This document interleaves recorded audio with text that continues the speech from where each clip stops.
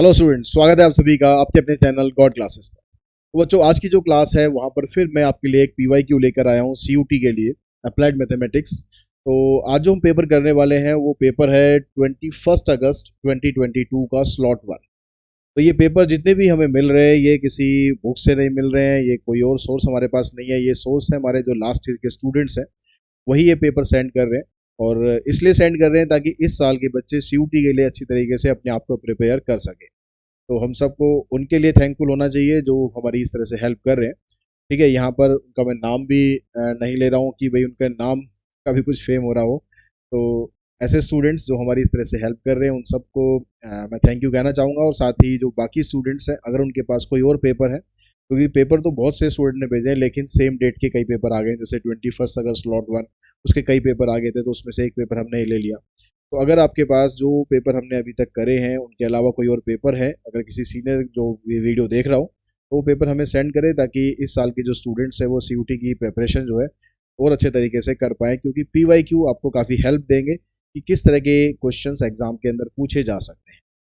तो आज जो पेपर हम स्टार्ट करने वाले हैं, तो इसको हम सबसे पहले क्वेश्चन से स्टार्ट करते हैं। यहाँ पर इस पेपर के अंदर पैटर्न थोड़ा सा डिफरेंट है। डिफरेंट क्यों? क्योंकि नॉर्मली जो क्वेश्चन पेपर हमारा स्टार्ट होता था वो मैट्रिसेस वाले क्वेश्चन से स्टार्ट होता था, क्योंकि जो कंबाइंड पोर्शन है उसमें मैट्रिसेस सबसे पहला टॉपिक था। लेकिन यहाँ पर पहला क्वेश्चन एलपीपी का है, मतलब कहीं से भी कुछ भी स्टार्ट हो सकता है। कुछ भी मान के मत चलो कि भाई पहला क्वेश्चन यहाँ से आएगा, दूसरा यहाँ से आएगा।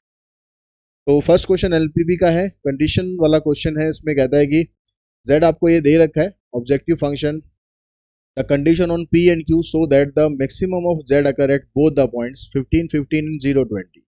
अब ये कहता है कि भाई जो इसकी वैल्यू आ रही है ना, मैक्सिमम Z की जो मैक्सिमम वैल्यू आ रही है इन दोनों पॉइंट्स पर आ रही है। तो दोनों पॉइंट्स पर वैल्यू आने का मतलब है कि दोनों पॉइंट को जब आप Z में पुट करोगे तो आंसर आपका सेम आ रहा है। तो सीधा सीधा क्या करो, आप इस वैल्यू को Z में पुट करोगे। Z हमारे पास ये है, तो X की जगह 15 करेंगे तो 15P, और Y की जगह करेंगे 15Q। तो इक्वल्स टू डालो, जो दूसरी वाली वैल्यू है वो भी पुट कर दो, क्या जाएगा 20Q। इसको उधर लेके जाएंगे, 15P इक्वल्स टू 5Q, 5 से कैंसिल कर दो तो हमारे पास आंसर आया 3P इक्वल्स टू Q। तो ये देखो ऑप्शन में है या नहीं, 3P equals to Q। Option number D हमारा आंसर। उसके बाद आते हैं नेक्स्ट क्वेश्चन पर। नेक्स्ट में कहता है कि the probability of two black kings, the probability of two black kings when red face card are removed from the deck. यानी जो 52 हमारे पास पत्ते होते हैं ना, ताश वाले जो 52 पत्ते होते हैं उसमें से हमने रेड फेस कार्ड को उसमें से रिमूव ही कर दिए। ठीक है, रेड फेस कार्ड को यहाँ पर जो भी हम काम करेंगे उसके अंदर इंक्लूड ही नहीं करना है। तो रेड फेस कार्ड होते कितने हैं? 3 रेड फेस कार्ड हो गए क्लब के, क्लब नहीं, स्पेड के। स्पेड सॉरी, स्पेड भी ब्लैक होता है। हार्ट और डायमंड, हार्ट और डायमंड ये दोनों रेड होते हैं। तो 3 3 फेस कार्ड दोनों के हमने निकाल दिए, मतलब 6 फेस कार्ड हमने निकाल ही दिए। तो 52 में से 6 कार्ड आपके निकल गए, तो रह गए आपके पास 46 कार्ड। यानी अब जो भी काम होगा वो इन्हीं में से होगा। अब हमने निकालना क्या है? 2 ब्लैक किंग निकालने हैं। तो ब्लैक किंग 2 जो थे वो तो वहीं के वहीं रहेंगे, क्योंकि जो कार्ड हमने निकाले हैं वो तो रेड वाले निकाले हैं। अब हमारे पास 2 ब्लैक किंग रह गए हैं, और वही 2 ब्लैक किंग हमें चाहिए। यानी 2 किंग हैं और 2 के 2 हमें चाहिए, यानी 2C2। ये हो गया। और नीचे टोटल प्रोबेबिलिटी, टोटल क्या आएगा आपके पास? 46 कार्ड है, 46 में से हमने 2 कार्ड निकालने, 46C2। ऑप्शन आया आपके पास 2C2, 46C2, option number D. उसके बाद आ जाओ नेक्स्ट क्वेश्चन नंबर थर्ड। अभी जो क्वेश्चन नंबर थर्ड है ये, अगर मैं कहूँ कि थोड़ा सा क्वेश्चन चला गया कोर मैथ्स वालों के लिए, अप्लाइड वालों का भी है, लेकिन वो 11th में पढ़ा था उन्होंने, कंडीशनल प्रोबेबिलिटी, अगर आप लोगों को याद। तो जैसे यहाँ लिखते हैं ना A/B, तो मतलब कंडीशनल प्रोबेबिलिटी है। 11th का कंसेप्ट यहाँ पर थोड़ा सा यूज हो रहा है। प्रोबेबिलिटी मैं कहूँगा कि थोड़ा बहुत आप 11th का कंसेप्ट आप पढ़ लो, क्योंकि कुछ 1 2 क्वेश्चन पीवाईक्यू में हमने 11th के भी पढ़े हैं, प्रोबेबिलिटी में स्पेशली। तो प्रोबेबिलिटी में ये क्वेश्चन आएगा आपका, प्रोबेबिलिटी ऑफ A/B का फार्मूला क्या होता है? इसका फार्मूला होता है PA intersection B divided by PB, ये फार्मूला है। अब यहाँ पर A/B की वैल्यू आपको 2/5 दे रखी है, इंटरसेक्शन की आपको निकालनी है पहले तो, और B आपको दे रखा है 5/13। तो यहाँ से देखो ये 2PA है, ये PB है, तो PB की हमें ज़रूरत है 5/13 को ऊपर लिख लेते हैं, 5 से 5 कैंसिल, ये इधर आ जाएगा, तो इंटरसेक्शन की तो वैल्यू आ गई 2/13। अब आपको यूनियन निकालना है, तो यूनियन का फार्मूला क्या होता है? यूनियन का फार्मूला होता है P A plus P B. अब ये फार्मूला मैं आप लोगों को समझाने के लिए लिखता हूँ, आपको वहां पर कुछ नहीं लिखना, फार्मूला बस आपको याद हो, फटाफट वैल्यूज पुट करो, सॉल्व करो। पी ए, अब पी ए की वैल्यू क्या आएगी? देखो यहाँ पर 2 PA जो है वो 5/13 है, 2 PA, तो इस 2 को आप नीचे लाओगे तो 5/26 बनेगा।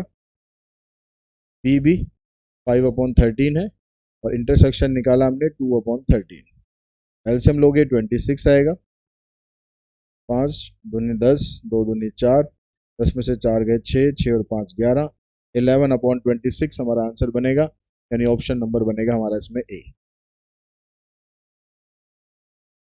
क्वेश्चन नंबर 4, फिर प्रोबेबिलिटी का क्वेश्चन है। प्रोबेबिलिटी के क्वेश्चन में अगर इस तरीके से लिखा जाता है तो ये x है, ये x है, और ये इसका px है, तो यहाँ से हमसे सीधा k की वैल्यू पूछ रहा है, तो k की वैल्यू निकालने के लिए हम क्या देखते हैं, जो px होता है उसका सम 1 होना चाहिए, तो यहाँ पर इन सबका सम देखो, 2 और 1 3, 3 और 3 6, 6k का सम 1 होना चाहिए, तो k की वैल्यू 1/6, ऑप्शन बन गया B. The solution of differential equation, differential equation का सॉल्यूशन करना है। अब यहाँ पर जो राइट हैंड साइड है उसमें e की पावर जो x प्लस वाई है, आप इसको लिख लो ऐसे, e की पावर x इंटू e की पावर y, तो ये पावर प्लस में थी, इसको दोनों हमने स्प्लिट कर दिया। स्प्लिट हमने इसलिए किया ताकि हम यहाँ से e की पावर y को सेपरेट कर सके, e की पावर y यहाँ पर कॉमन आ गया, इधर रह गया e की पावर x प्लस में x²। अब x वाली टर्म्स को x के साथ ले जाओ, इधर dy है तो इसके साथ में ey को ले आओ, और इधर e की power x plus x² dx, ये आ गया। दोनों को इंटीग्रेट करेंगे, e की पावर y डिनोमिनेटर में है ये, तो e की पावर माइनस वाई हो गया, e की पावर माइनस वाई का e की पावर माइनस वाई आएगा विद नेगेटिव साइन, क्योंकि y का जो कोफिशिएंट है -1 वो और आ जाएगा। यहाँ पर आ गया e की पावर x, और ये आ गया 2x प्लस में c, इसको भी आप इधर ले जाओ, e की पावर x प्लस e की power -y plus 2x plus c equals to 0। ऑप्शन में देखो है या नहीं है, ऑप्शन ऑप्शन ऑप्शन ऑप्शन, यहाँ पर यहाँ पर हमने गड़बड़ कर दी है, x² का डेरिवेटिव कर दिया मैंने यार, इंटीग्रेशन करना था भाई, तो x³ आएगा, x³ आएगा, ठीक है, इंटीग्रेशन कर दिया। अब देखो e की पावर x प्लस e की power -y plus x³ plus में c इक्वल्स टू 0, तो ऑप्शन बन गया इसका ए, ठीक है। उसके बाद नेक्स्ट ऑप्शन पे हम चलेंगे, नेक्स्ट क्वेश्चन पे हम चलेंगे, तो हमारे पास आ गया ये क्वेश्चन। इसमें कहता है कि if line y equals to x partition the circle this, जो ये वाली लाइन है इस सर्कल का पार्टीशन कर रही है, पार्टीशन मतलब पार्ट्स में डिवाइड कर रही है इन 2 पार्ट्स। अब ये सर्कल क्या है, इस सर्कल का देखो ये x माइनस ए है, यहाँ y है, यहाँ खाली a है, तो इस सर्कल का जो सेंटर है वो बनेगा a 0 और रेडियस बनेगा a। तो इस सर्कल का अगर हम डायग्राम बनाएं तो यहाँ पर a हो गया, इसको ये रेडियस इसकी a है तो ऐसे टच करता हुआ जाएगा, और ये जो लाइन है y इक्वल्स टू x है, y इक्वल्स टू x है मतलब जो x की वैल्यू होगी वही y की वैल्यू होगी, तो एक पॉइंट तो यहाँ पर आएगा 0 0, एक पॉइंट हम ये वाला ले लेते हैं a, यहाँ से सर्कल को ऐसे क्रॉस करता हुआ जाएगा, तो सर्कल को 2 पार्ट्स में इसने डिवाइड कर दिया, एक पार्ट ये हो गया, एक पार्ट ये हो गया। अब ये पूछता है the area of major segment, तो मेजर सेगमेंट आपका ये वाला पोर्शन है मेजर सेगमेंट, इसका एरिया आपको फाइंड करना है। अब इसका एरिया फाइंड करने के लिए इस तरह का क्वेश्चन हमने पीछे एक PYQ में और किया था, उसमें एरिया ये वाला पूछा, तो आप ऐसे भी कर सकते हो कि पूरे सर्कल के एरिया में से ये वाला एरिया माइनस कर दो, लेकिन हमें उसके लिए फिर वो वाला एरिया निकालना पड़ेगा, उससे बेटर है कि आपको सेगमेंट का एरिया निकालना है। और यहाँ पर भी मैं आपको बिना इंटीग्रेशन की टेक्निक के बता रहा हूँ, क्योंकि integration area of bounded reason से ये निकलेगा, उससे थोड़ा सा ये लेंथी हो जाएगा, तो मैं टेक्निक बता रहा हूँ उससे बड़ी जल्दी निकलेगा। कैसे निकलेगा देखो, इसको मैंने ऐसे करके 2 पार्ट्स में डिवाइड कर दिया, एक पार्ट ये ट्राइंगल ले लिया और एक पार्ट ये वाला हिस्सा ले लिया, ये कितना हो गया, ये हो गया 3/4 ऑफ सर्कल, यानी सर्कल के एरिया का 3/4। तो सर्कल का एरिया होता है πr², तो यहाँ r की जगह a है आपके पास, और इसका 3/4, और इसके अंदर ये वाला एरिया ऑफ ट्राइंगल मैंने प्लस कर दिया, तो ये बन गया half into base into side करेंगे तो हाफ ए स्क्वायर। अब यहाँ से आप कॉमन निकाल दो, ए स्क्वायर और 4 कॉमन निकालो, यहाँ रह गया 3 पाई, यहाँ से क्योंकि 4 निकाल दिया तो ऊपर 2 बचेगा, ऑप्शन में देखो ए स्क्वायर अपॉन में 4, 3 पाई प्लस में 2, ये आपका आंसर आ जाएगा।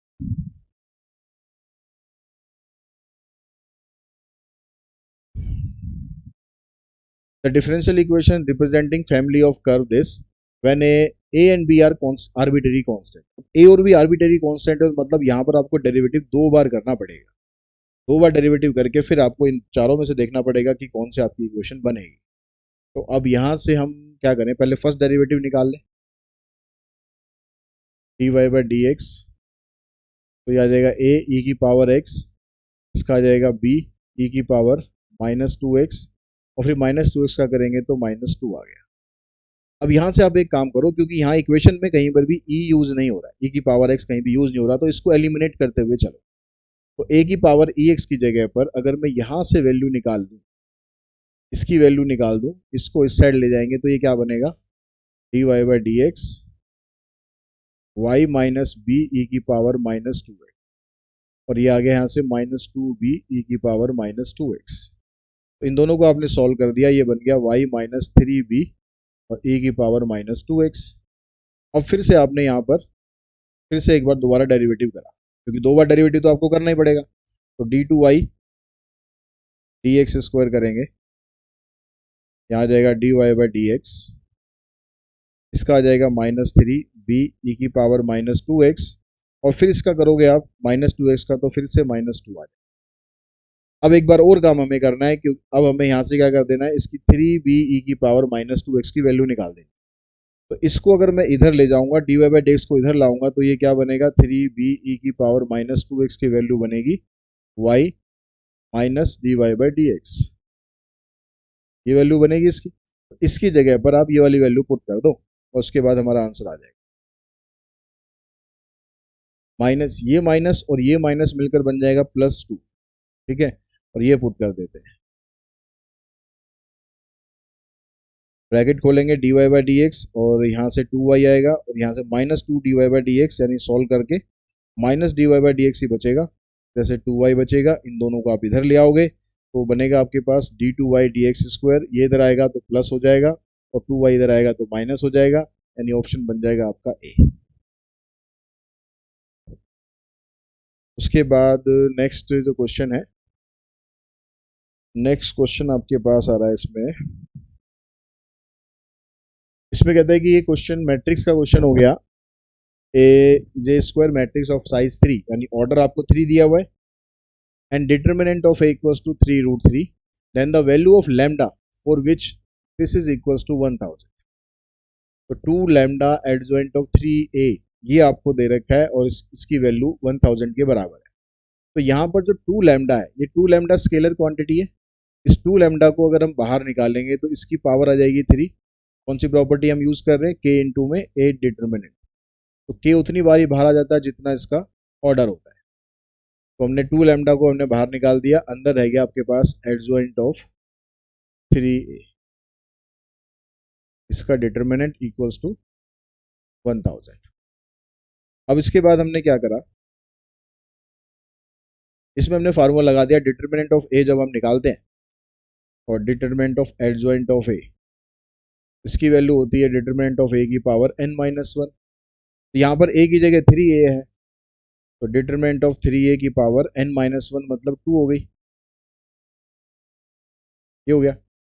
अब इसमें से भी जो हमें जो वैल्यू दे रखी है ना, 3a की नहीं दे रखी, हमें सिर्फ a की दे रखी है, इसमें से भी आप 3 को बाहर निकालो, ये भी स्केलर है तो यही वाली प्रॉपर्टी लगाओ, 3 को बाहर निकालेंगे, कितनी बार बाहर निकलेगा, जितना इसका ऑर्डर है, ऑर्डर इसका वही 3/3 है, तो 3 को हमने बाहर निकाल दिया 3 बार, अंदर रहेगा डिटर्मिनेंट ऑफ ए, ये जो स्क्वायर लगा हुआ है ये इसका भी स्क्वायर है, इसका भी स्क्वायर है, दोनों का स्क्वायर है ना, ऐसे आ गया। अब डिटरमिनेंट ऑफ ए की जगह पुट करेंगे 3√3,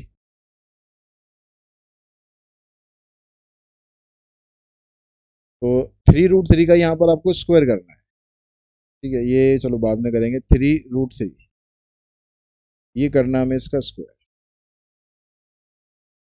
अब इसको सॉल्व करके आपको बस लैम्डा फाइंड कर लेना है। तो यहाँ पर देखो ये 3 की पावर 3 है और ये 3 की पावर 1, 3 की पावर 4.5 हो गया। तो 4.5 का अगर आप स्क्वायर करोगे, 4.5 का स्क्वायर का मतलब हो गया इसी को इसी से मल्टीप्लाई, तो 9 हो जाएगा। तो ये सारा उठा के 3 की पावर हो गया 9।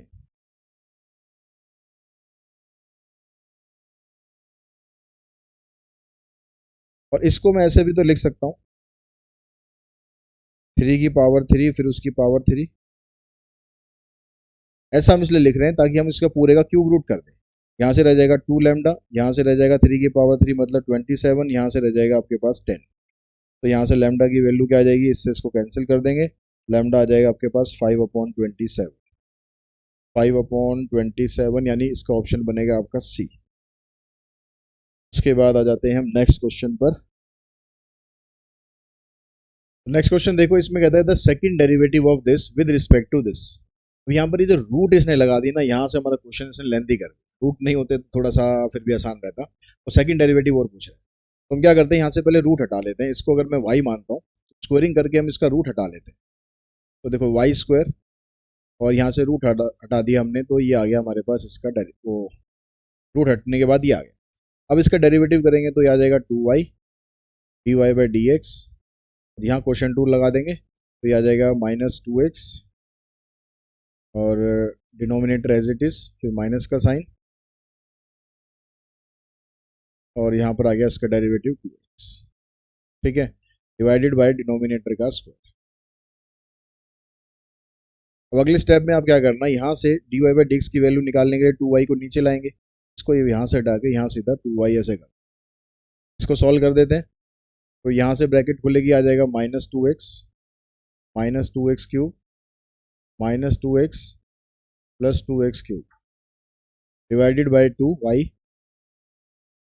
और 1 प्लस एक्स स्क्वायर का होल स्क्वायर। तो यहाँ से ये हो जाएगा कैंसिल, क्या आ जाएगा आपके पास -4x अपॉन में 2y 1 प्लस एक्स स्क्वायर का होल स्क्वायर, 2 से ये भी कैंसिल। तो ये आपके पास इसका डेरिवेटिव आ गया, इसका डेरिवेटिव वो आ गया।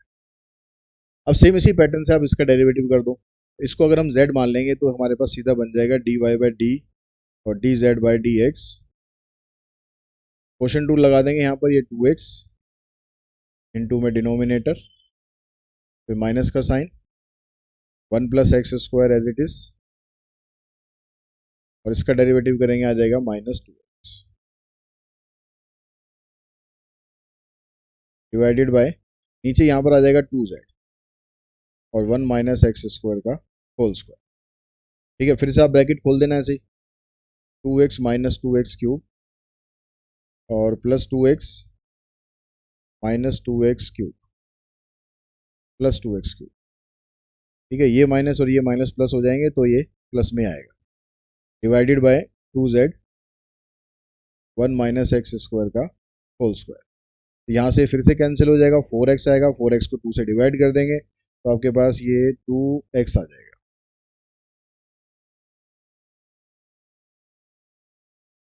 तो यानी dy/dx की अगर हम वैल्यू निकालें, यहाँ से dy/dz की वैल्यू निकालें तो ये आपके पास बनेगी ये अपॉन में ये। तो यहाँ पर अपॉन में भी देखो 2x से 2x कैंसिल हो जाएगा, तो यहाँ से बचेगा माइनस का साइन बचेगा, माइनस का साइन बचेगा आपके पास, यहाँ आ जाएगा 1 अपॉन में y और 1 प्लस एक्स स्क्वायर का होल स्क्वायर और नीचे आ जाएगा आपके पास 1 upon z 1 minus x square का होल स्क्वायर। अब यहाँ से ये वाली टर्म ऊपर शिफ्ट कर लो तो ये बन जाएगा -z इंटू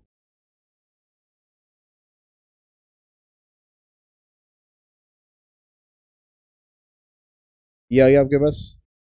अब जो z या y की वैल्यू है वो क्या थी हमारे पास, y की वैल्यू थी हमारे पास ये, z की वैल्यू है ये। इन दोनों को अगर आप रखोगे ऊपर नीचे, z की जगह आपने ये रखा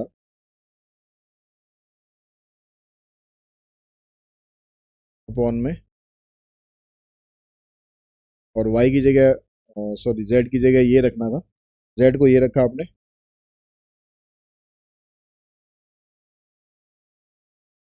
और प्लस नीचे माइनस और नीचे रख दिया आपने 1 minus x square 1 plus x square, ठीक है, इन टू में आपके पास ये आ गया।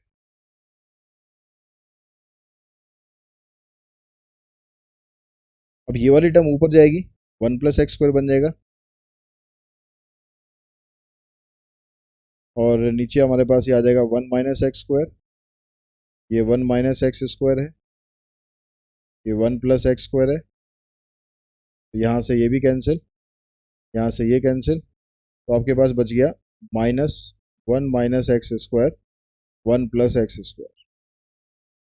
तो फर्स्ट डेरिवेटिव तो आ गया हमारे पास, तो फर्स्ट डेरिवेटिव हमें आंसर में भी दे रखा है। सेकंड यहाँ पर ये पूछ रहा है या नहीं पूछ रहा पता नहीं, ठीक है, सेकंड निकाल के देख लेते हैं। ठीक है, फर्स्ट डेरिवेटिव तो हमारा ही आ गया। अब इसका दोबारा एक बार डेरिवेटिव करना है आपको, तो फिर से क्वेश्चन टूल लगाना पड़ेगा। क्वेश्चन टूल लगाओगे, यहाँ जो माइनस है इसको तो अभी बाहर ही रखते हैं। 1 माइनस एक्स स्क्वायर का आ गया माइनस 2x, और नीचे 1 plus x square as it is, फिर माइनस का sign, 1 minus x square as it is, इसका आ गया 2x divided by 1 plus x square का होल स्क्वायर। अब ये इसका तो डेरिवेटिव हो गया, लेकिन हम इसका डेरिवेटिव कर रहे हैं अब विद रिस्पेक्ट टू x, और यहाँ पर है dy बाई डी जेड। ठीक है, हमें डेरिवेटिव हमें जो निकालना पड़ेगा पहले, हमें second derivative of this with respect to this, मतलब डी टू वाई, हमें डी टू वाई और डी जेड स्क्वायर निकालना है। ठीक है, क्योंकि हमें इसके रिस्पेक्ट में करना था, लेकिन हमारे पास ये इसका जो डेरिवेटिव है वो हम विद रिस्पेक्ट टू अगर z करेंगे तो हमारे पास x के डेरिवेटिव के लिए dx बाई डी जेड यहाँ पर और लिखना पड़ेगा। यहाँ से इसकी ब्रैकेट आप खोलोगे तो minus two x cube minus 2x plus 2x cube upon 1 plus x square का होल स्क्वायर, और dx बाई डी जेड की वैल्यू आपके पास ये वाली वैल्यू थी, इसका रेसिप्रोकल करके लिखेंगे आप, z ऊपर आ जाएगा और नीचे आ जाएगा 2x। अब यहाँ से ये कैंसिल हो जाएगा, ये माइनस माइनस 4x और ये माइनस लग जाएगा बाहर, यानी प्लस 4x हो जाएगा, और प्लस 4x को आप 2x से काटोगे तो 2x आ जाएगा। तो यहाँ पर क्या बनेगा, थोड़ा सा जगह हम यहाँ पर बना लेते हैं, इसको मैं यहाँ से रब कर देता हूँ। देखो हमारे पास ऊपर बना, यहाँ से ये आएगा हमारे पास 4x और इससे कटने के बाद 2x बचेगा, इनटू में z, z मतलब ये आ गया रूट, फिर इनटू में 1 माइनस एक्स स्क्वायर का whole square divided by 1 plus x square का होल स्क्वायर।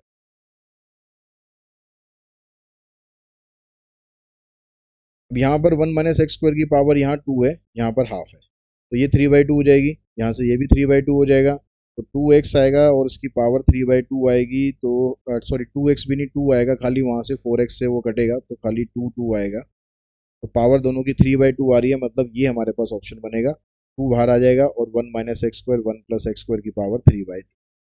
ठीक है, इस तरीके से इस आंसर पे आप आओगे। थोड़ा सा लेंथी क्वेश्चन है बाकियों के मुकाबले, तो इसको आप लास्ट में अटेम्प्ट करना जब आप बाकी पेपर हो जाए आपका, इस तरह के क्वेश्चन अगर आते हैं। यहाँ पर कह रहा है कि ये फंक्शन आपको दे रखा है strictly decreasing function if A lies in the interval this. तो अगर फंक्शन, पहले यहाँ से आप डेरिवेटिव निकालो, डेरिवेटिव बनेगा आपके पास -4x प्लस में a। अभी कह रहा है कि फंक्शन की जो वैल्यू है वो यहाँ से यहाँ तक लाई करती है, -1 से लेकर +5 तक के बीच में लाई करती है। अब आपको यहाँ x की जगह ये फंक्शन बनाना है, तो -4 से पहले मल्टीप्लाई करेंगे तो ये +4 हो जाएगा, यहाँ पर -4x हो जाएगा, तो ये -20, लेकिन माइनस से मल्टीप्लाई करेंगे, एक चेंज और होना होगा यहाँ पर, ये जो साइन होंगे ना ये भी चेंज हो जाएंगे, तो ये ऐसे हो जाएंगे। ठीक है, अगर इसको उल्टा करके आप लिखोगे तो ऐसा आएगा -20 -4x और 4, फिर इसमें a प्लस करेंगे तो सभी के अंदर आप a प्लस कर दो।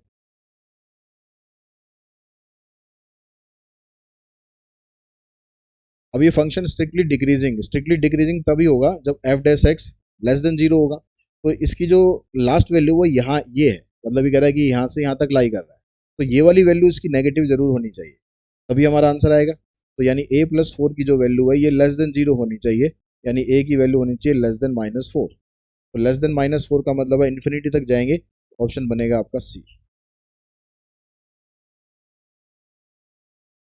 यहाँ पर ऑर्डर एंड डिग्री निकालनी है आपको, लेकिन यहाँ भी ऑर्डर और डिग्री आपको सीधे सीधे नहीं दे रखी है क्योंकि रूट लगा रखा है और इधर पावर 1/3 दे रखी है। हमें जो डिफरेंशियल इक्वेशन होता है, जब भी हम ऑर्डर और डिग्री फाइंड करेंगे तो हमेशा ध्यान रखना है कि जो डेरिवेटिव है वो फ्रैक्शन में उनकी पावर ना हो। तो फ्रैक्शन में यहाँ पर पावर 1/2 है, रूट का मतलब 1/2 है, यहाँ पर 1/3 है, तो दोनों को इकट्ठे हटा दो। ऐसा नहीं कि पहले आप स्क्वायर करो फिर इसका क्यूब करो, दो स्टेप में नहीं, एक ही स्टेप में करो। 2 और 3 का एलसीएम ले लो 6, पावर सीधी 6 कर दो। अभी आपके पास क्या है, ये d2y dx², इसकी पावर हाफ है, इसकी पावर 6 कर दो, पावर की पावर मल्टीप्लाई हो जाएगी, और यहाँ पर भी 6 कर दो, ताकि दोनों तरफ से आपका रूट खत्म हो जाए। एक तरफ स्क्वायर रूट है, एक तरफ क्यूब रूट है। यहाँ से स्क्वायर में आ गया और यहाँ से ये क्यूब में आ गया। बस इतना करना है, इतना करने के बाद ही आपको आपका आंसर मिल जाएगा। अब यहाँ पर डेरिवेटिव यहाँ 2 बार हो रहा है, यहाँ पर 1 बार हो रहा है, तो यानी डेरिवेटिव 2 बार हो रहा है, तो ऑर्डर तो आ गया इसका 2।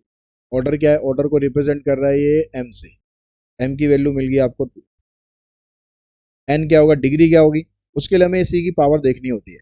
अब इसकी पावर आप यहाँ पर नहीं देखोगे, होल पावर देखोगे, क्योंकि ये एक तरह से क्या है, a प्लस बी की होल पावर क्यूब है। ठीक है, तो अब इसको आप जब एक्सपेंड करोगे तो a cube plus b cube ऐसे आता है, तो इसका क्यूब आएगा एक्सपेंड होने के बाद।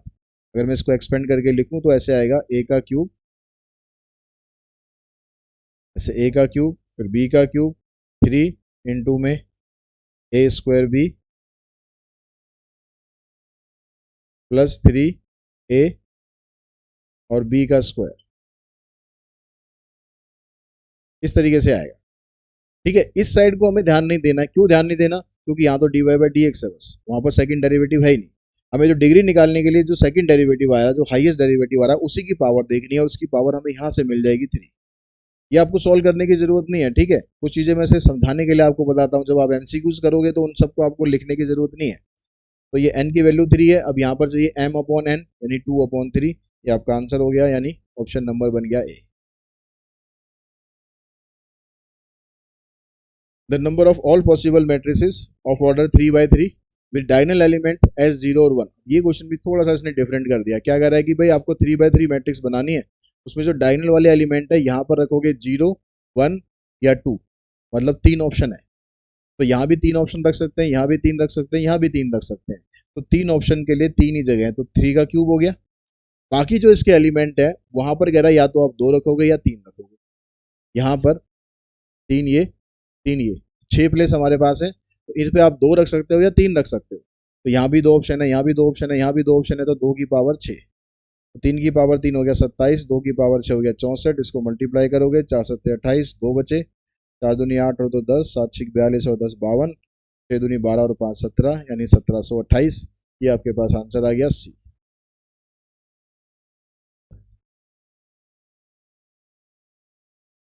यहाँ पर ये मॉड में आपको इसका इंटीग्रेशन करना है, तो मॉड वाले क्वेश्चन में हम पहले इसकी लिमिट को ब्रेक करते हैं। अब लिमिट पहले वाली को आपको ब्रेक करने की जरूरत नहीं, क्योंकि क्रिटिकल पॉइंट आएगा 2, तो 2 से तो लिमिट स्टार्ट ही हो रही है। तो आप सीधा देखो कि 2 से 5 के बीच में अगर आप वैल्यू डालोगे तो पॉजिटिव आएगी या नेगेटिव आएगी। तो 2 से 5 के बीच में यहाँ वैल्यू डालेंगे तो पॉजिटिव आएगी। x-2 जो है, इसमें तो आप ये हटा के पॉजिटिव साइन ले लो। ठीक है, यहाँ पर जब आप क्रिटिकल पॉइंट बनाओगे, क्योंकि यहाँ से आएगा 3, तो 2 और 5 के बीच में एक वैल्यू 3 आ रही है, तो यहाँ पर 2 लिमिट बनेगी हमारी, एक 2 से 3 बनेगी और एक 3 से 5 बनेगी। 2 से 3 के बीच में कोई वैल्यू यहाँ डालोगे तो नेगेटिव आएगी, तो नेगेटिव लगा दो, और 2 से 3 से 5 के बीच में डालोगे तो पॉजिटिव आएगी। बस इनको इंटीग्रेट करो, लिमिट अप्लाई करो, x² 2 -2x, x² 2 -3x, x² 2 -3x। यहाँ 5 पुट करेंगे, 25/2, 5 2 ज़ा 10, फिर माइनस का साइन, 2 पुट करोगे 4/2 का मतलब 2, 2 2 ज़ा 4। यहाँ करेंगे 9/2 -9, 2 पुट करेंगे तो वही 2 आ जाएगा, यहाँ से 2 3 ज़ा 6। फिर यहाँ पर 25/2 -15, माइनस का साइन, 9/2 -9। अब इनको सॉल्व करके लिखो फटाफट। 25/2 -10, यहाँ करोगे -2, बाहर एक माइनस है, +2। यहाँ पर 9/2 में से -9 करेंगे तो -9/2 ही आएगा, और बाहर एक माइनस लगा हुआ है यानी +9/2 हो जाएगा। यहाँ से -4 आएगा, ये माइनस की वजह से +4, फिर एक बाहर माइनस है तो -4। ठीक है, यहाँ 25/2 -15, यहाँ से देखो 9/2 -9 करोगे, फिर -9/2 और एक माइनस बाहर है तो +9/2। तो जितनी जल्दी आप सॉल्व कर सकते हो चीज़ों को उतने जल्दी से आप सॉल्व करो। 25/2 मतलब 25 हो गया, ऐसे 9/2 मतलब 9 हो गया। -10 और -4 और -15, 15 4 19, 10 29, 29 में से 2 गए यानी 27, तो 25 -27 -2, 9 में से 2 गए 7, आंसर आ गया 7। इसका ऑप्शन बना ए। जैसे मर्जी सॉल्व करो, जल्दी सॉल्व करो और अपना आंसर सही सॉल्व करो। ठीक है, बस पर्पस ये है। अब ये वाला क्वेश्चन आ गया आपका स्पेशल इंटीग्रल का। तो इंटीग्रल में भाई कुछ मत छोड़ो इंटीग्रल में सब कुछ कर लो, कुछ मत छोड़ो, क्योंकि कोर मैथ्स के साथ कंबाइंड पोर्शन है आपका, कुछ भी आ सकता है। तो स्पेशल इंटीग्रल में यहाँ पर ये जो फंक्शन आपको दिया हुआ है इसको पहले आप परफेक्ट स्क्वायर में कन्वर्ट करो। तो ये बनेगा ऐसे 0 to 1 x + 4 का होल स्क्वायर +1, ऐसे बनेगा। ठीक है, ए स्क्वायर, पहले ये वाली टर्म और ये वाली टर्म, इन दोनों टर्म को देखो आप, ये x की जगह x लिख दो और यहाँ पर ऐसी टर्म लिखो कि 2ab करने पर आपके पास ये वाली टर्म आ जाए। ठीक है, और 4 का स्क्वायर 16 हो गया, इसमें हमने +1 कर दिया ताकि ये 17 भी हमारे पास आ जाए। अब इसमें जो फार्मूला है ना, फार्मूला इसमें आप कौन सा लगाओगे, इसमें लगाओगे फार्मूला x² + a² वाला। इस फार्मूले के अकॉर्डिंग यहाँ पर क्या होता है, पहले होगा यहाँ x/2, फिर log, log के अंदर ये सारी टर्म रूट वाली, फिर +a²/2 x log x plus फिर रूट के अंदर ये पूरी टर्म प्लस में c। इस तरीके से आपको लिखना है। तो x की जगह यहाँ पर x + 4 है /2, फिर रूट के अंदर आपको, रूट के अंदर ये लिखने की बजाय आप सीधा ये लिख दो क्योंकि इसी से हमने ये बनाया, +a²/2, a की वैल्यू 1 है क्योंकि 1 को आप 1 का स्क्वायर लिखोगे एक ही बात है, तो 1/2, फिर log x की जगह x + 4 प्लस रूट के अंदर वही सारी की टर्म, लिमिट आ गई इसकी 0 से 1। अब यहाँ पर आप 1 पुट करोगे पहले, तो वो देखो 1 + 5, 1 + 4, 5/2, यहाँ पर आ जाएगा देखो 1 और 8 9, 17 और 9 26, √26, प्लस यहाँ पर रखेंगे 1/2 log 1 + 4 5 प्लस यहाँ पर फिर वही 26, माइनस का साइन, यहाँ पर 0 पुट करेंगे, यहाँ पर आप 0 पुट करोगे तो आ जाएगा 4/2, 4/2, और फिर यहाँ पर आएगा, यहाँ देखो 0 पुट करोगे तो आएगा √17, इधर आ जाएगा आपके पास 1/2 log 4 प्लस √17। अब इसको आपको सॉल्व कर लेना है, जिसमें लॉग नहीं है, ये वाली टर्म और ये वाली टर्म, इसको अलग कर दो। ये 5/2 √26 आ जाएगा -2 √17, इन दोनों में लॉग है तो 1/2 बाहर लेके कॉमन जो प्लस वाली टर्म है वो ऊपर रखो और जो माइनस वाली टर्म है वो नीचे आ जाएगी। अब कंपेयर करो इस वाली टर्म को इससे, देखो ये गामा की जगह 1/2 बन रहा है, लॉग के अंदर ये सारी टर्म सेम है। यहाँ पर अल्फा √17 के आगे -2 लगा हुआ है तो अल्फा की वैल्यू -2 है, बीटा के आगे 26 है तो बीटा की वैल्यू 5/2 है, और गामा की 1/2 है। अब ये कह रहा है कि आपको इन तीनों को प्लस करना है, इसको मैं 4/2 ही लिख लेता हूँ ताकि प्लस करने में आसानी रहेगी। अब इन्हें प्लस करोगे तीनों के, 5 और 1 6, 6 में से 4 गए 2, 2/2 यानी आंसर आ गया 1, ऑप्शन बनेगा इसका बी।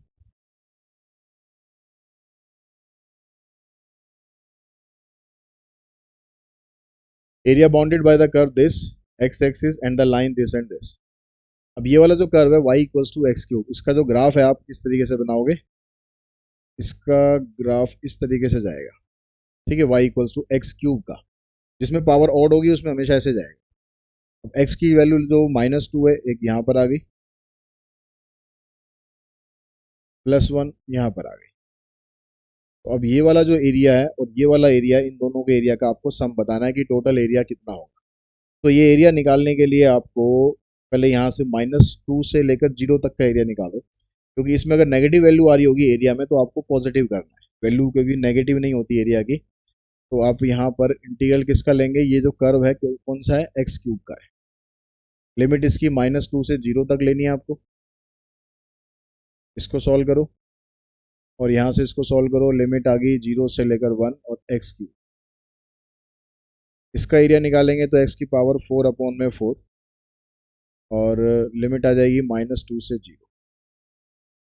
यहाँ एक्स की पावर 4/4, 0 से 1। यहाँ पर पुट करोगे 0 तो माइनस का साइन, -2 पुट करोगे तो आ जाएगा 16/4, यानी 4 आ गया। यहाँ करोगे 1/4। अब यहाँ पर ये एरिया माइनस में आ रहा है, लेकिन जब आप इसके साथ इसको ऐड करोगे तो एरिया माइनस में नहीं लेना, ध्यान रखना। एरिया आपको ये प्लस में लेना है, 4 लेना है। 4 + 1/4 यानी 17/4 आपका आंसर आएगा। ठीक है, माइनस में नहीं ले लेना कि 4 चौक 16 माइनस कर दो, माइनस करने के बाद फिर आप ये ऑप्शन पे टिक कर दो तो वो गलत हो जाएगा, क्योंकि एरिया ये पॉजिटिव रहेगा और ये वाला एरिया, दोनों एरिया आपको आपस में ऐड करने हैं। तो ये पोर्शन हो गया आपका मेथड कोर, जो कंपल्सरी पार्ट था, जो दोनों का कंबाइंड पार्ट था, वो यहाँ तक खत्म कर दिया हमने। अब उसके बाद नेक्स्ट स्टार्ट करते हैं इसका जो अप्लाइड वाला पोर्शन है वो। तो कहता है कि company is planning to launch a new product and decided to pack the new product in close cylindrical can of volume this. Volume आपको दे रखा है क्लोज्ड कैन का, वॉल्यूम होता है πr²h। पाई से पाई हो जाएगा कैंसिल। कह रहा है the can needs to be made from the tin sheet. अब वो जो कैन हमें बनानी है ना, वो टिन की शीट से बनानी है। The minimum area of thin sheet required is, तो मिनिमम एरिया कितना होगा। अब क्योंकि जो कैन आप बना रहे हो ना वो क्लोज्ड है, तो आपको सरफेस एरिया क्लोज्ड वाला लेना पड़ेगा सिलेंडर का। तो वो होता है आपके पास 2πr इंटू में r+h। अब इसमें से h की जगह आप वैल्यू पुट कर लो। h की जगह आप यहाँ से वैल्यू निकालो 432/r²। इसको मल्टीप्लाई करो, 2π को तो रहने दो बाहर, इस r को मल्टीप्लाई कर लो, यह आ जाएगा अंदर r²। इससे मल्टीप्लाई करेंगे तो आ जाएगा 432/r। अब इसका जब आप डेरिवेटिव करोगे विद रिस्पेक्ट टू r, 2π तो कांस्टेंट है, यह आ जाएगा 2r, यह आ जाएगा 432/r²। इसको 0 के बराबर पुट करोगे तो 2r = 432/r³। r² ऐसे आएगा, 2 से इसको कैंसिल करो, यह आ जाएगा r³ = 216, मतलब r की वैल्यू तो आएगी 6। पूछा क्या इसने, पूछा है हमसे द मिनिमम एरिया। एरिया हमारा ये है, ठीक है, ये एरिया हमारा। तो r की जगह ना आप यहाँ पर वैल्यू पुट करके इसको सॉल्व कर। तो a बना आपके पास 2π, यहाँ करेंगे r का स्क्वायर 36, 432/r, 6 7 42, 6 दूनी 12, 6 और 2 8, 7 3 10, हो गया 216π। 216π इसका ऑप्शन बना आपके पास सी।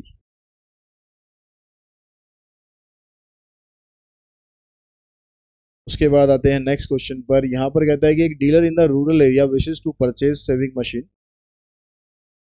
ही हैज ओनली रुपीज दिस, उसके पास इतने रुपए हैं, and has space for almost 20 item, और इतना स्पेस है कि वो 20 आइटम को रख सकता है। एक electronic shaving machine cost rupees this, इतने की कॉस्ट पड़ती है, इतने की मैनुअल वाली पड़ती है। तो इन दोनों का टोटल मिलाकर इससे कम रहना चाहिए या इसके बराबर रहना चाहिए। ठीक है, और जो x+y का जो सम है वो 20 के बराबर रहना चाहिए या उससे कम रहना चाहिए। He can sell all electronic shaving machine eight A profit of rupees this and this, इतने के प्रॉफिट पर वो बेचता है। If x number of electronic shaving machine and the y number of manual machine purchase and objective function of LPV। तो देखो इससे related भी आपको टर्म दे रखी है x+y, ये लेस देन इक्वल टू 20 होना चाहिए, और जो कॉस्ट है उससे रिलेटेड भी दे रखी है। तो z हमारा बस ये बन गया 220x और 180y, यानी ये हमारा आंसर बन गया मैक्सिमम ऑफ 220x + 180y।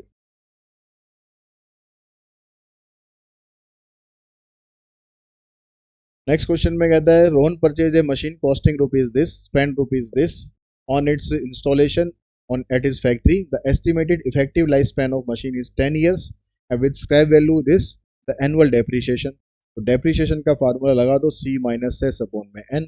अब c कितना पड़ेगा, इतने की मशीन पड़ी और इतने रुपए उसने इंस्टॉलेशन पर लगा दिए, तो भैया जेब से तो अपने ही गया ना ये, तो इसको भी आपको ऐड कर देना है 50,000 और कितने स्क्रैप वैल्यू उसको मिली 8,000, कितने साल तक यूज करा 10 साल तक, तो 42,000 को 10 से डिवाइड कर दो तो 4,200 उसकी डेप्रीशिएशन आ जाएगा, 4,200 यानी ऑप्शन बन जाएगा उसका बी।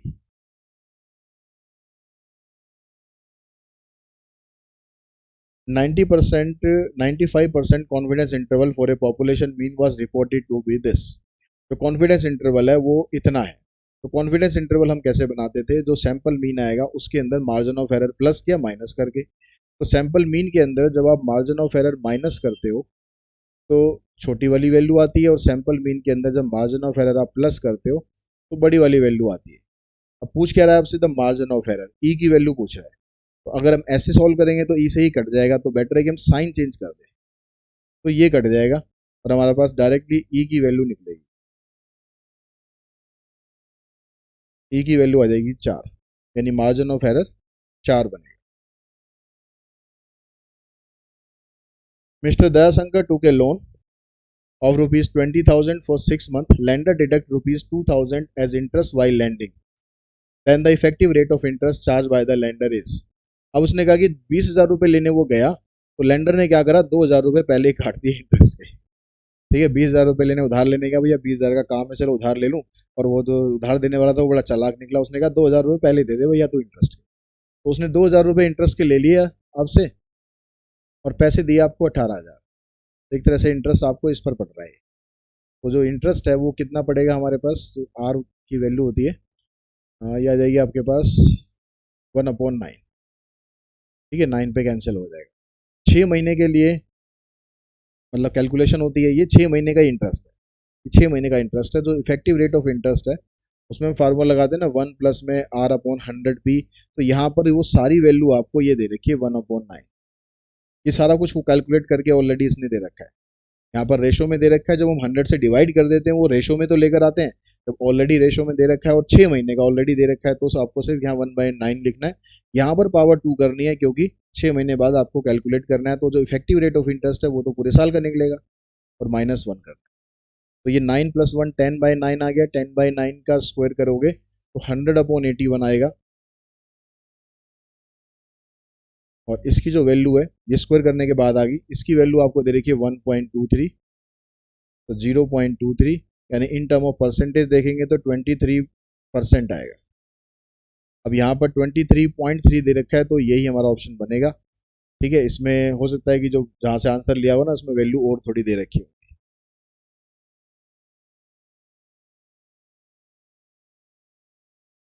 तो नेक्स्ट क्वेश्चन आपके पास आया, उसमें कहता है by adding 11 litre of water to the mixture of water and milk the ratio of water and milk changes from this to this, यानी पहले हमारे पास एक स्पेसिफिक रेशो थी मिल्क और वाटर की, उसके अंदर हमने कुछ वाटर मिला दिया तो रेशो चेंज हो गई, तो ऐसे क्वेश्चन को जो एलिगेशन वाला कंसेप्ट है ना उससे मत जाओ, सीधा सीधा करो।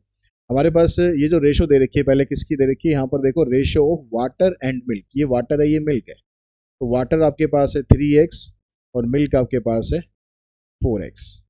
अब आपने क्या करा, 11 लीटर वाटर मिला दिया, तो 3x था ना पहले, उसमें 11 लीटर मिला दिया, मिल्क में आपने कोई चेंज नहीं करा, अब रेशो बन गई 8 और 7, यहाँ से 7 दिए 21, 77, 32, इसको उधर ले जाके माइनस कर दो, 11 आ जाएगा, x की वैल्यू आ जाएगी 7, और अब से क्या पूछा है, क्वांटिटी ऑफ मिल्क, मिल्क की क्वांटिटी पूछी है, यहाँ पर पुट करोगे 4 × 7 यानी आंसर आएगा 28, ये आपका आंसर आ जाएगा। Irregular variation in time series are caused by, irregular variation कैसी होती है, इरेगुलर वेरिएशन होती है जिस पर मतलब हमारा कंट्रोल नहीं होता, तो यहाँ पर देखो सीजनल ट्रेंड, सीजनल ट्रेंड का हमें पता है कि भैया सेम तरीके से चलता है, तो ये इरेगुलर में नहीं आएगा। एपिडेमिक्स, इस पर आपका कंट्रोल नहीं है, ठीक है, ये इरेगुलर में जाएगा।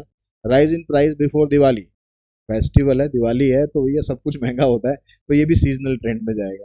लॉकआउट एंड स्ट्राइक्स, इसका नहीं पता है कब हो जाए, ठीक है, कब किसी अ, इसके ऑर्गेनाइजेशन के मन में आ जाए कि भैया इनके वर्कर को स्ट्राइक करनी है। देखिए पीछे कुछ स्ट्राइक होती रहती है, मतलब कभी कोई कंपनी वाला स्ट्राइक कर रहा है, कभी कोई आरक्षण के लिए स्ट्राइक कर रहा है, कभी कोई अपनी जॉब के लिए स्ट्राइक कर रहा है, सब भैया चलता ही रहता है। ठीक है, आजकल पहलवान लोग स्ट्राइक पे बैठे हुए हैं, वो कुछ केस चल रहा है तो उसके लिए, तो मतलब ऐसी चीजें जिनका मतलब सडन हो जाए, तो ये हो सकता है, मतलब ये इरेगुलर में आ जाएगा। तो बी आएगा इरेगुलर में, डी आएगा इरेगुलर में, तो बी और डी यानी ऑप्शन बनेगा इसका बी। 2 की पावर 2000, मॉड आर, आर की वैल्यू आपको बतानी है मॉड 23, ये ऑप्शन आपको दिया। यहाँ पर 2 की पावर ना 2000 आपको दे रखा है, और डिवाइड जो करना है वो 23 से करना है, तो थोड़ा सा ही टाइम टेकिंग क्वेश्चन है। अगर इस तरह का क्वेश्चन आएगा ना, तो मैं कहूँगा कि आप इसको स्किप करके आप बाकी क्वेश्चन पहले ट्राई करो। अगर आपके बाकी पूरे हो जाते हैं ठीक है, नहीं पूरे होते हैं तो इसको करना, क्योंकि ये क्वेश्चन थोड़ा लेंदी लेंदी पड़ेगा। क्योंकि यहाँ पर 2 की पावर आप 1 2 3 4 5 6 7 8 9 10 तक जाओगे तो आपको कहीं पर भी रिमाइंडर 1 नहीं मिलेगा। रिमाइंडर अगर आप कुछ और रखोगे तो, क्योंकि यहाँ 23 है, इससे हमें बार बार डिवाइड करना पड़ेगा, तो काफ़ी मतलब कैलकुलेटिंग पार्ट हो जाएगा। तो यहाँ पर 2 की पावर जब आप 11 पे जाओगे, तब आपके पास आएगा 2048, और 2048 को अगर आप डिवाइड करोगे ना 23 से, तो ये कितने पर गया देखो, पूरा पूरा जाएगा, ये 7 पे गया, 7 × 21, 7 दूनी 14 और 2 16, 8 पे भी जा सकता था, 8 × 3 = 24, 8 दूनी 16 और 2 18, 9 × 3 = 27, 9 दूनी 18 और 2 20, 9 से तो नहीं जाता, 10 में से 8 गए 2, फिर 8, अब ये कितने पे जाएगा, 9, 9 से जाएगा, 9 × 3 = 27, 9 दूनी 18 और 2 20, तो आपके पास रिमाइंडर एक बचेगा। यानी 2 की पावर 11 जब आप करोगे ना इसमें, तो आपके पास रिमाइंडर 1 आएगा। अब यहाँ तक भी चलो हमने मुश्किल से चलो ये भी निकाल दिया, थोड़ा सा में टाइम लगेगा आपको, मुझे तो पता था, चलो ठीक है। अब लेकिन 2 की पावर 11 से आप 2000 तक जाओगे तो वहां भी आप नहीं जा सकते डायरेक्टली, क्योंकि 11 की टेबल में 2000 आता ही नहीं, तो वहां पर वहां के लिए आपको कितने मल्टीप्लाई करना पड़ेगा, तो 2000 को अगर आप 11 से डिवाइड करने बैठोगे,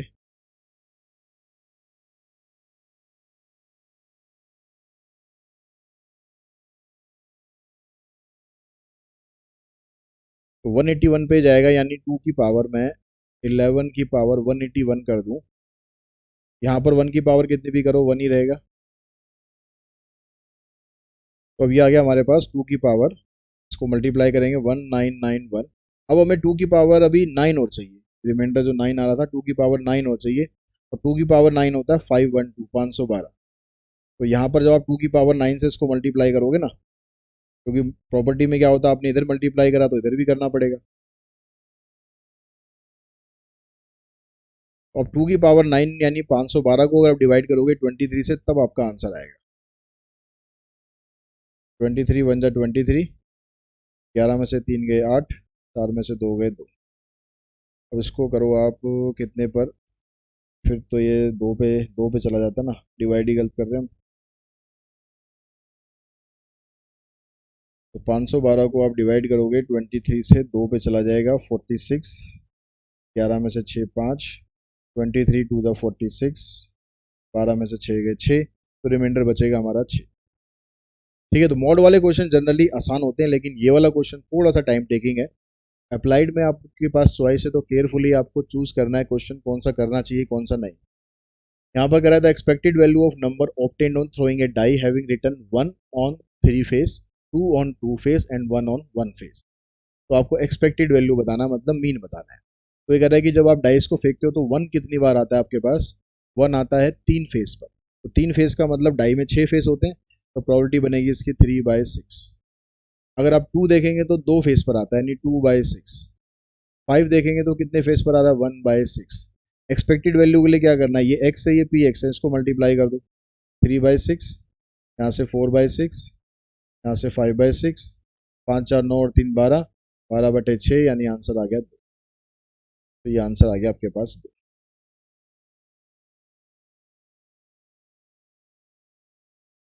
यहाँ पर कहता है weighted aggregative price index in which the weighted for each variable is considered its current period quantity. जो वेट होता है वो करंट पीरियड की क्वांटिटी के लिए हम कौन सा लेते हैं। करंट पीरियड की क्वांटिटी में मतलब किस इंडेक्स नंबर में हम वेट कंसिडर करते हैं। तो इसमें जो ऑप्शन आपके पास आ रहा है वो है पाशे। पाशे के अंदर हम करंट ईयर का वेट कंसिडर करते हैं, लेस पीयर्स में हम जो बेस ईयर होता है उसका वेट कंसिडर करते हैं। उसमें ऑप्शन बनेगा पाशे।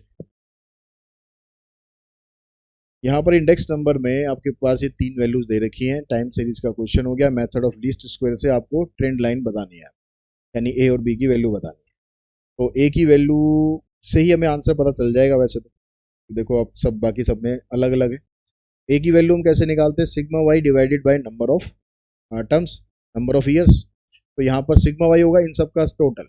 सबका टोटल कितना करेंगे, देखो 5, 5 4 9, 9 और 4 13, 3 और 1 4। अब इसको डिवाइड कर दो आप 3 से। 3 एकम 3, 3 चौक 12, 3 पंजे 15। तो ए की वैल्यू 145 है। तो भैया हमारा आंसर फिर यही है। ए की वैल्यू सब में डिफर आ रही है, तो हमारा ए की वैल्यू से हमें आंसर पता चल जाएगा। हमें टाइम अपना बचाना है, क्वेश्चन पूरा करके हीरो नहीं बनना है।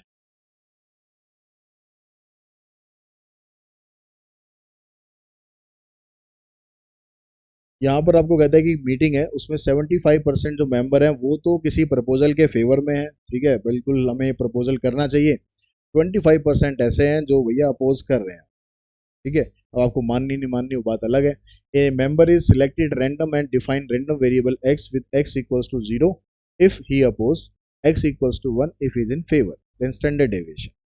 तो भाई एक्स की वैल्यू अगर 0 है तो अपोज में है। अपोज में है तो प्रोबेबिलिटी क्या है अपोज करने की, 25%। 25% का मतलब हो गया 1/4, ठीक है। और अगर एक्स की वैल्यू 1 है तो 1 आप 1 का मतलब है फेवर में, फेवर 75%, 75% का मतलब होता है 3/4। तुम्हारे पास एक्स आ गया और पी एक्स आ गया। अब यहाँ से आप प्रॉपर्टी डिस्ट्रीब्यूशन वाले तरीके से अगर निकालो तो उसके हिसाब से ई एक्स क्या बनेगा आपके पास, ये तो 0 प्लस में ये तो 3/4 ही आएगा। और ई एक्स स्क्वायर अगर आप करेंगे तो उसमें भी ये 0 रहेगा, 1 का स्क्वायर 1, तो ये भी 3/4 ही रहेगा। तो जो वेरिएंस होता है, वेरिएंस होता है हमारे पास ई एक्स स्क्वायर माइनस ई एक्स का होल स्क्वायर। और इस पर अगर आप रूट लगा दोगे तो ये बन जाएगा स्टैंडर्ड डेविएशन। तो ई एक्स स्क्वायर 3/4 है, यहाँ पर 3/4 का स्क्वायर है यानी 9/16। इसको सॉल्व कर दो, 16 तो 4 3 12, 12 में से 9 गए 3, और 3 स्क्वायर रूट ये आ जाएगा और यहाँ पर आ जाएगा 4। यहाँ पर आपसे कहता है कि आपको डिस्ट्रीब्यूशन दे ही रखा है, x greater than equals to 3 आपको बताना है। x greater than equals to 3 मतलब 3k 4k यानी 7k की आपको वैल्यू बतानी है। तो उसके लिए आपको k चाहिए। k आप यहाँ से निकाल दो, 4 3 7 2 9 और 1 10, 10k 1 के बराबर है तो k की वैल्यू 1/10। तो आप यहाँ पर पुट करोगे तो यह जाएगा 7/10। आंसर बनेगा इसका डी।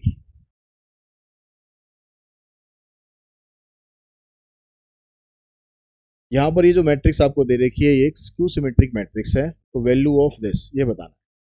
तो स्क्यू सिमेट्रिक मैट्रिक्स में ये जो तीनों एलिमेंट होते हैं डायगोनल वाले ये 0 के बराबर होते हैं।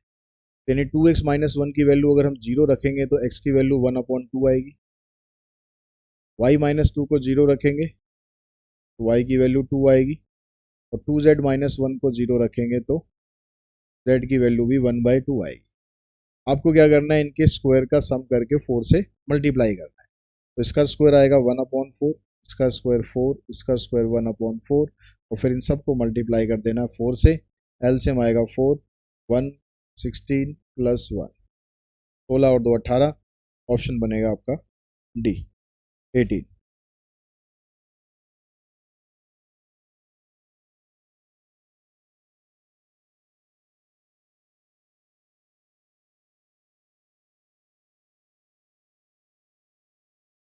तो नेक्स्ट क्वेश्चन पे आते हैं हम। क्वेश्चन नंबर है हमारे पास ये।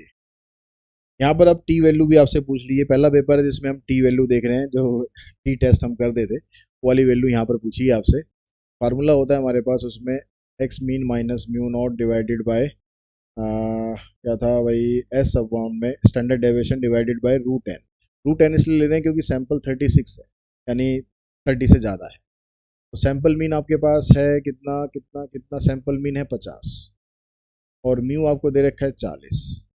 स्टैंडर्ड डेविएशन दे रखा है 30 और ये दे रखा है 36, मतलब 6 आएगा। ये 6 से आप इसको काट दोगे 5 आ जाएगा, यहाँ से आ जाएगा ये 10 और 5 से काटोगे तो आ जाएगा 2 आंसर, तो ये आ जाएगा आपके पास 2। यहाँ पर आपको बोलता है कि भाई रेवेन्यू फंक्शन आपको ये दे रखा है और मार्जिनल रेवेन्यू निकालना है अगर 50 आइटम आप सेल करते हो, 50th आइटम सेल करते हो। तो इसका मतलब हो गया आपको रेवेन्यू फंक्शन, पहले इसका मार्जिनल फंक्शन निकालना है। मार्जिनल वैल्यू हो जाएगी इसकी 36 प्लस में 6x। ठीक है, अब आप जो 50th आइटम है ये आप यहाँ पर पुट कर दो, तो 6 इंटू में 50, तो 5 6 30, 336, ये हमारा आंसर बनेगा।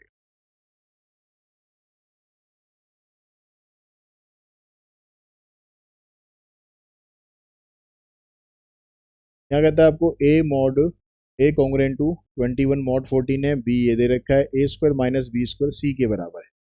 तो ए स्क्वायर आप करोगे 441 हो गया, बी स्क्वायर करोगे 144 हो गया। तो ये जो वैल्यू आएगी ये आपको यहाँ सी की जगह रखनी है और जो भी वैल्यू आएगी उसको 14 से डिवाइड कर देना। तो माइनस करेंगे, 11 में से 4 7, 13 में से 4 9 और 3 में से 1 गए 2। इसको आपको डिवाइड कर देना 14 से। 14 से आप इसको डिवाइड करोगे, 14 दूनी 28, 14 एकम 14, रिमाइंडर आ गया 3। ये बन गया हमारे पास ऑप्शन नंबर इसका सी। ठीक है, उसके बाद हम आते हैं नेक्स्ट क्वेश्चन पर। नेक्स्ट में कहता है कि इन्हें इन्हें 1 यहाँ पर किलोमीटर आएगा, ये यहाँ पर इन्होंने स्प्रिंट कर रखा है, तो जिसने ऑप्शन ये अटेम्प्ट किया होगा उसको पूरे मार्क्स मिले होंगे डेफिनेटली। इन्हें 1 kilometre race A beats B by 100, A B को 100 से बीट करता है, तो इसका मतलब ए ने 1 किलोमीटर का मतलब हो गया 1000 पूरा कवर किया और बी ने 100 कम किया मतलब 900 कवर कर लिया। बी बीट सी, बी ने सी को बीट किया 150 से, तो ये 1000 कर रहा है तो ये 850 करेगा। तो in the same case A बीट सी आपको निकालना है, ये आपको निकालना है। तो इसके लिए ए अपॉन बी और बी अपॉन सी आप ऐसे रखेंगे। ए आपके पास ये है, बी आपके पास ये है, और हमें रेस 1000 की रखनी है, तो एक 1000 को आप सेफ रखो, बाकी को सॉल्व कर लो। 2 जीरो इससे कैंसिल हो गई, तो ये आ जाएगा 9 5 जा 45, 9 8 जा 72 और 4 76। इसमें से इसको माइनस कर दो, 10 माइनस 5 5, 9 माइनस 6 3, 9 माइनस 7 2, तो 235 से ये इसको बीट करेगा, 235 मीटर।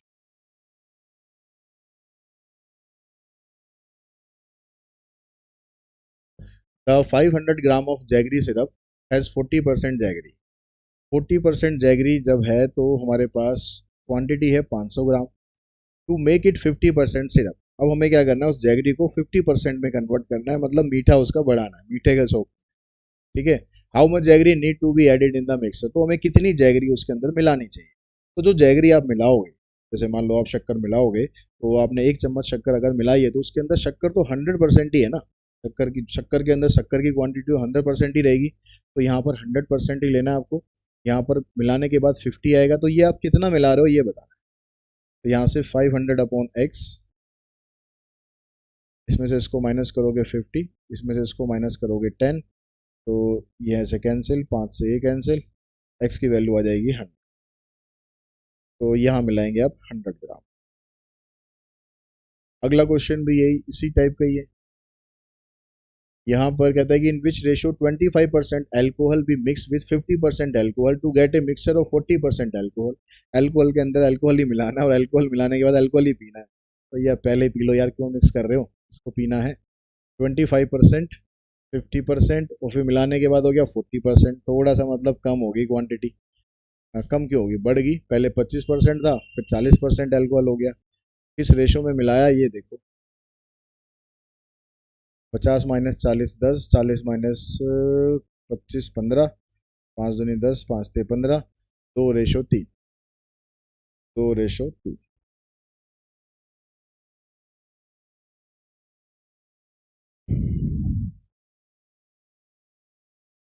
अब नेक्स्ट में कहता है कि boat takes 3 times as long to go up stream to point as to return down stream to the starting point. Boat जो होती है वो अप स्ट्रीम जाने में 3 गुना ज़्यादा समय लेती है। तो जो T1 यानी डाउन स्ट्रीम का टाइम है इसको हम K मान लें तो T2 हो जाएगा 3K। If the speed of stream, ये हो गया स्पीड ऑफ स्ट्रीम मतलब y, स्पीड ऑफ बोट आपको निकालनी है, x निकालना है। तो इनके बीच में जो रिलेशन होता है x upon y, T2 plus T1 divided by T2 minus T1। x निकालना है, y दे रखा है, दोनों का सम करेंगे 4K आ जाएगा, माइनस करेंगे 2K आ जाएगा। ये 2 पे कैंसिल, 2 से 5 पे कैंसिल, x सॉरी ये 2 और 5 मल्टीप्लाई करने थे भाई, कैंसिल नहीं करने।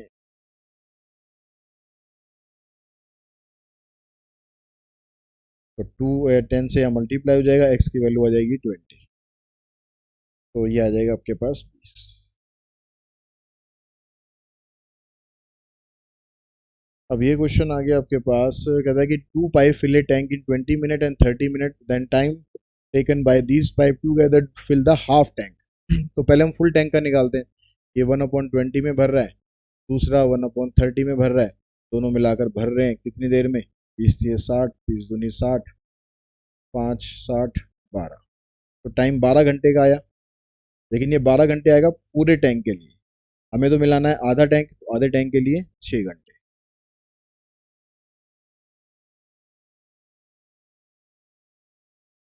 Speed of boat, speed of boat in still water is 20, तो ये तो हो गया x। स्पीड ऑफ स्ट्रीम ये हो गया y। Then average speed, average speed का फार्मूला x² माइनस y² यानी x का स्क्वायर माइनस, दोनों 10 कैसे लिख दी मैंने, 20, x का स्क्वायर 20 10 और नीचे आएगा x। तो ये 400 माइनस 100 300 बटे 20, काटोगे 15 पे कट जाएगा, तो 15 आ जाएगी इसकी एवरेज स्पीड।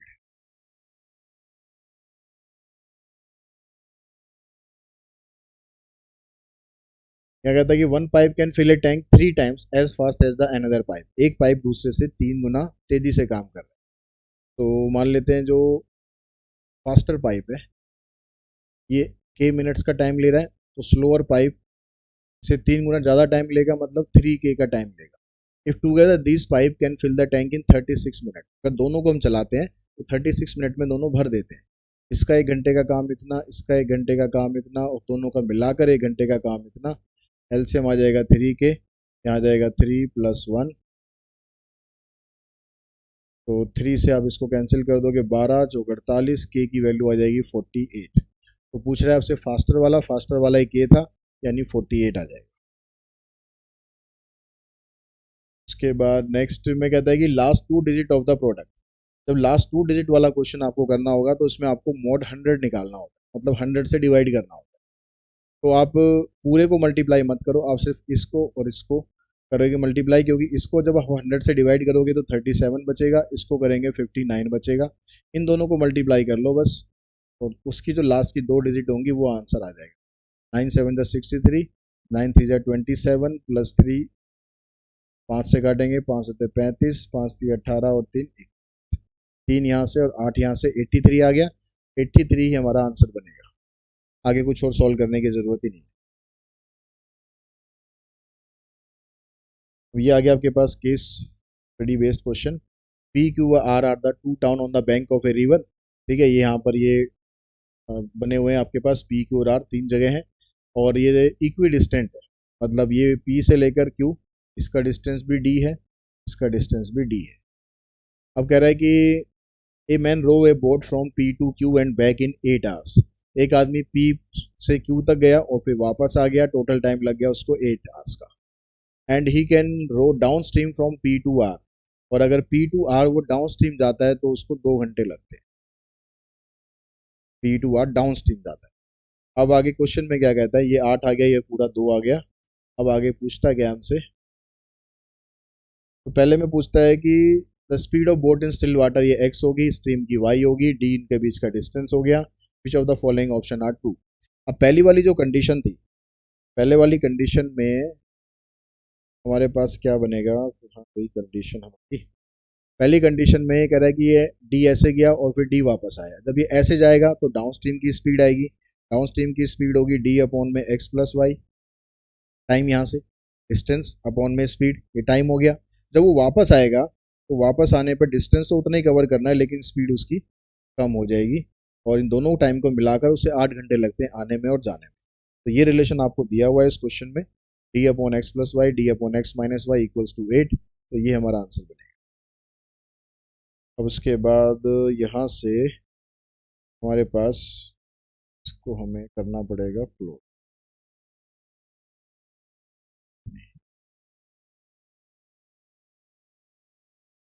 तो हमारे पास उसमें ऑप्शन बना था डी अपॉन में एक्स प्लस वाई और डी अपॉन में x minus y equals to 8, ठीक है।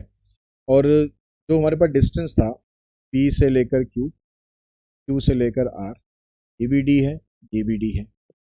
अब आगे कहता है कि the value of D upon में एक्स प्लस वाई, तो डी अपॉन में एक्स प्लस वाई की वैल्यू क्या होगी। इसके लिए हमें ये दे रखा था इसने कि यहाँ से यहाँ तक टोटल 2 घंटे का टाइम लगा था डाउन स्ट्रीम जाने में। तो डाउन स्ट्रीम जब ये जा रहा है तो डी और डी 2D का डिफरेंस तय कर रहा है। किस स्पीड से कर रहा है, एक्स प्लस वाई की स्पीड से, क्योंकि डाउन स्ट्रीम में तो एक्स प्लस वाई होगा। इक्वल्स टू में 2 आवर्स, तो इस 2 से 2 कैंसिल हो जाएगा, डी अपॉन में एक्स प्लस वाई की वैल्यू आएगी 1। तो ये हमारा इसका आंसर बनेगा। फिर आगे आपसे क्वेश्चन में कहता है the ratio of the net speed of boat in down stream and up stream, यानी एक्स प्लस वाई और एक्स माइनस वाई इन दोनों की रेशियो आपसे पूछ रहा है।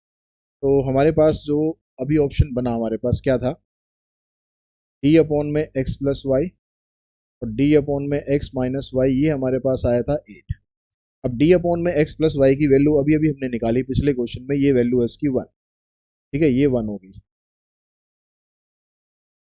तो यहाँ से d upon x minus y की वैल्यू आ गई आपके पास 7।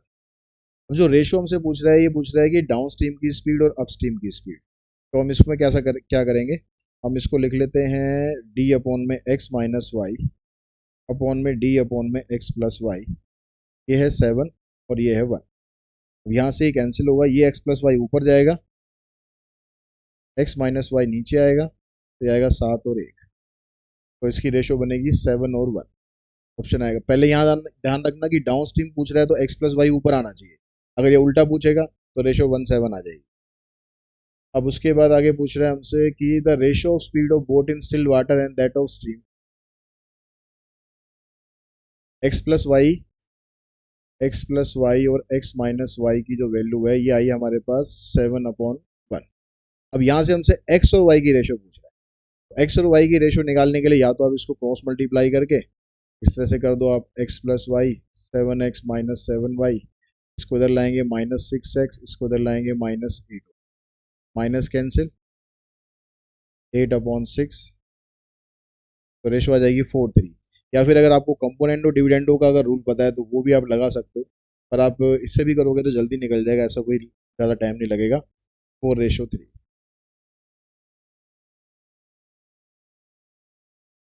The time taken by man for rowing a boat from R to town P, ये कह रहा है time taken by man rowing a boat from R to P, P से Q, Q से आर, ऐसे था ना। अब ये कह रहा है कि आर से पी आना है, आर से पी आना है तो अप स्ट्रीम आना है,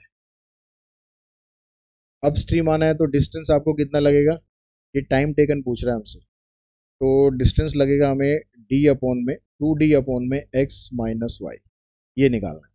तो डी अपॉन में एक्स माइनस वाई की वैल्यू आई थी 7, 7 2 14, 14 आवर्स लगेंगे, ऑप्शन आ जाएगा हमारा बी। अगला क्वेश्चन है, ये भी हमारे पास केस स्टडी है। यहाँ पर कह रहा है कि दो पाइप हमने फिट कर रखे हैं, एक 12 घंटे ले रहा है, दूसरा पाइप जो उसको खाली कर रहा है वो 8 घंटे ले रहा है। भरने वाला 12 घंटे ले रहा है, खाली करने वाला 8 घंटे ले रहा है, तो खाली जल्दी हो जाएगा भाई, ठीक है। So for seasonal cleaning purpose the tank is completely emptied out and clean. अब उसको पूरा का पूरा खाली करके हमें साफ करना है। चलो भाई साफ सफाई के काम पे लगते हैं। अब यहाँ कहता है कि if both the pipe are open together then the time required to empty the completely filled tank। अब जो पाइप भर रहा था वो तो टाइम ले रहा था 12 घंटे, जो खाली कर रहा था वो ले रहा था 8 घंटे। तो एलसीएम लेंगे 2 और 3 यानी -1/24, माइनस का मतलब हो गया खाली हो रहा है कितनी देर में, 24 घंटे में। तो 24 घंटे में टैंक आपका पूरा का पूरा खाली हो जाएगा, ठीक है। उसके बाद नेक्स्ट क्वेश्चन पे चलते हैं। अब कह रहा है कि at a given time the tank is 2/3 full, tank 2/3 भरा हुआ है, and both the pipe are open together, how long will it take before the tank is completely filled और एम्प्टीड आउट। तो अब आपको 2/3 जो है वो टैंक खाली करना है। तो जब हमने एक टैंक हमने खाली करा उसमें 24 घंटे लगे, तो 2/3 टैंक खाली करने में 24 का 2/3 निकाल दो, कितना बनेगा, 8 दूनी 16, 16 घंटे लगेंगे, तो टैंक एम्प्टी हो जाएगा 16 घंटे में। इसका ऑप्शन बनेगा हमारा सी। नेक्स्ट में कहता है कि अब आगे कि pipe 3 is installed with tank that can fill the tank alone completely in 6 hours. अब एक तीसरा पाइप है वो भी हमने लगा दिया जो 6 घंटे के अंदर इसको भरता है। और for how long will it take for the tank to be filled keeping pipe 1 and 3 open together and pipe 2 is close meanwhile. जो खाली कर रहा है अब हमने वो बंद कर दिया, भैया पानी भरने दे पहले, ठीक है, तो उसके लिए हमने 1 और 3 इन दोनों को खोल दिया। जो पहले वाला टैंक था वो 12 घंटे ले रहा था, तो दूसरा टैंक है वो 6 घंटे ले रहा है, तो इन दोनों का एलसीएम ले लेंगे आप, 3/12 कटने के बाद आएगा 1/4, तो 4 घंटे के अंदर आप उस टैंक को पूरा भर देंगे। अब प्लस में आ रहा है तो भरना है, खाली नहीं करना है। फिर नेक्स्ट में कहता है कि in the above scenario the role of 2 pipe in switch pipe 1 empties full tank in 12 hours while pipe 2 fill the tank in 8 hours। अब हमने उल्टा कर दिया, जो भर रहा था वो खाली कर रहा है, जो खाली कर रहा था वो भर रहा है। तो जो टाइम हमारा आया था उसमें कितना, 24 घंटे खाली करने का आया था, अब 24 घंटे भरने का आ जाएगा, सीधी बात, बस कुछ हमें निकालने की जरूरत ही नहीं, 24 आवर्स टू फिल, ये आ जाएगा बी। दूसरा वाला पाइप बंद कर रखा है, ये कह रहा है कि जो तीसरा जो पाइप हमने लगाया था ना वो बंद कर रखा है। If all the 3 pipe are open how long will it take tank to completely filled. तो पहले वाला पाइप था 12 घंटे में भर रहा था, दूसरा 8 घंटे में खाली कर रहा था, फिर तीसरा 6 घंटे में भर रहा था, तो एलसीएम आ गया 24, 12 दूनी 24, 8 थे 24, 6 चौक 24, 4 में से 3 गए 1 और 2 3/24, काटने के बाद आ जाएगा 8, तो 8 घंटे में इस टैंक को पूरा का पूरा ये भर देगा। तो इसी क्वेश्चन के साथ ही ये जो एक और पेपर था एनटीए का जो लास्ट ईयर के बच्चों ने दिया था वो मैंने आपको सॉल्व करा दिया है, और इन पेपर की सीरीज से आपको हेल्प मिल रही होगी किस तरह के क्वेश्चंस आपके एग्जाम में आ सकते हैं। और फिर मैं आप लोगों से कहना चाहूँगा, अगर आपके पास किसी के पास जो पिछले साल का पेपर है वो आप सेंड कर सकते हैं, मुझे मेल कर सकते हैं, तो मैं कोशिश करूँगा कि आपको और भी पेपर में ज़्यादा से ज़्यादा प्रैक्टिस करा सकूँ। आज की इस वीडियो में इतना ही। Thanks all of you.